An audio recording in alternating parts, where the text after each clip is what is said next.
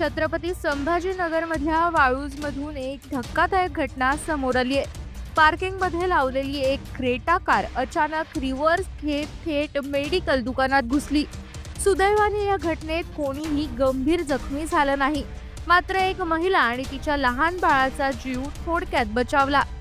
या सीसीटीव्ही फुटेजमध्ये स्पष्ट दिसतंय की क्रेटा कार पार्किंगमध्ये उभी असताना अचानक रिव्हर्समध्ये मेडिकल दुकानात घुसते। त्याच वेळी दुकानासमोर उभ्या असलेल्या महिलेने झडप मारून आपल्या बाळाला बाजूला घेतलं, अन्यथा मोठा अनर्थ घडला असता। ही घटना वाळूज इथल्या मुख्य बाजारपेठेत असलेल्या एका मेडिकल दुकानासमोर सकाळी 11 वाजण्याच्या सुमारास घडली।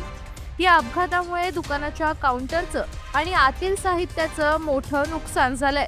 हा अपघात घडण्यामागचं नेमकं कारण अद्याप स्पष्ट झालेलं नाही, मात्र प्राथमिक अंदाजानुसार गाडी चालकाचं नियंत्रण सुटल्यामुळे हा प्रकार घडला असावा असं बोललं जातंय। घटनेनंतर घटनास्थळी मोठी गर्दी जमली होती। स्थानिक नागरिकांनी तातडीने मदतीला धाव घेतली आणि परिस्थिती नियंत्रणात आणली।